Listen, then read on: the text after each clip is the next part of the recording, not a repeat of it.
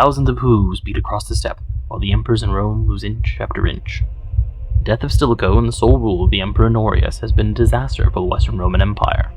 Rome sacked, northern Gaul overran, and the loss of control in the northern Balkans has left the frontiers in shambles. A breakdown in relations between East and West has left the Empire's resources divided. The final epoch of the Western Roman Empire begins here, with the prelude to the Hunnic invasion. The Roman Empire was not killed, it committed accidental suicide. This theory, presented by Michael Kulikowski over a decade ago, describes the final days of the Western Roman Empire as one of political intrigue and short-sightedness. Fall of Rome was not the plot of powerful generals or the work of a great conqueror. It was a collection of political actions taken by influential politicians to better their own standing at the cost of the greater empire. Combined with economic turmoil and the slow transformation into proto-feudalism, the tax base of the empire, while vast, was largely separated from the imperial administration. The Roman Empire of 400 was a powerful state. A military divided between a professional corps of legionnaires and a force of border guards had become quite efficient at defending the borders of the empire. The economy had largely recovered from the plagues and chaos of the 3rd century, and politically it had seen a complete shift from the days of Augustus. The earlier Roman Empire, known as the Principate, was built on the foundations of the Roman Republic, and largely managed by a few hundred bureaucrats loyal to the imperial family. This system perpetuated powerful dynasties with political power clicked in the hands of a few generals and members of the imperial family. When the imperial family properly functioned, the empire functioned. However, with the disastrous reign of the Severans and the crisis of the 3rd century, this political system was completely rebuilt by Diocletian and Constantine.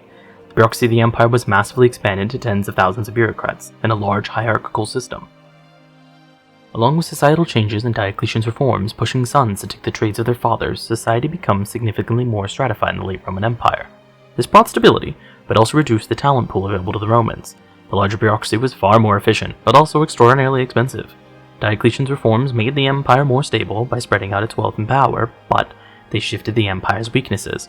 Before Diocletian, emperors came and went with their own hand-picked administrations, but after 300, the emperors would have to appease the vast administrations they had inherited. Emperors now came to power with an often reluctant bureaucracy. This powerful bureaucracy moved power away from the generals and their armies towards the courts. The large bureaucracy also split the tax base of the empire so no one politician could confront the emperor. It also separated the army from the provincial governors. Generals were still extremely powerful and influential, but without the income from the provinces, they would require bureaucratic support to resist the emperor. This allowed relatively weak emperors in the late Roman Empire to rule for long periods of time without being overthrown or in a state of constant political crisis. Honorius ruled for 3 decades, followed by Valentinian III for another 3 decades. These were weak emperors, often in minority, with little control of the empire, left in place by bureaucrats who wanted nothing more but to be left alone. More competent emperors and leaders were desperately needed to keep the empire together, and there was no lack. The great general Stilicho and the heroic figure Aetius were able to use the vast resources of the empire to turn back barbarian invasions. The empire had no lack of talent or resources in the 5th century.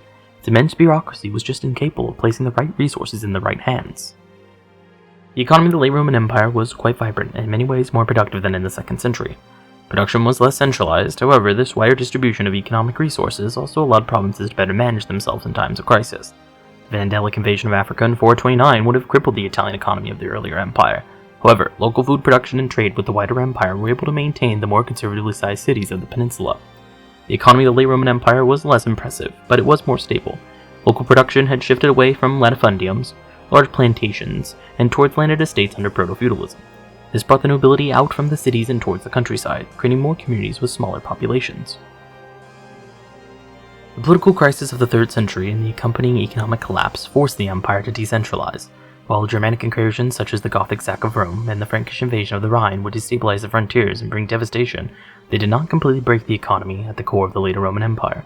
The economy of the late Roman Empire was not broken, and would outlive the empire itself, as successor states transitioned into feudalism all across Western Europe. Roman society in the 4th century had been radically altered by the widespread adoption of Christianity. This had many benefits for the overall stability of the empire, but it also created new conflicts between its citizens. While Christianity did bring a unifying aspect of life to Britons, Italians, and Anatolians, it also divided the empire from incoming Germanic peoples. The Gothic people largely followed a branch known as Arianism, and played a significant role in keeping one of the largest groups of Germanic people from integrating into the empire. Religious conflicts also racked Egypt, one of the most stable provinces of the empire. Egypt was home to the original Arian split, as well as the Miaphysite split of the 380s.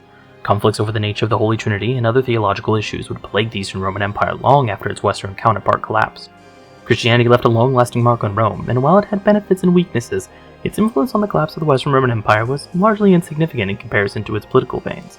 The religious conflicts that began in the 4th century continued into the 6th century, and would be joined by new ones throughout European history. Religious conflict did not bring the empire of the Caesars down. Military conflict ultimately did. The Roman army in 400 was still a premier fighting force with little equal in the world. 400,000 armed men across the empire defending its borders. Mostly professional, this force was able to face down constant incursions and keep the frontier stable throughout the 4th century. What changed in the 5th century to make this army so ineffective?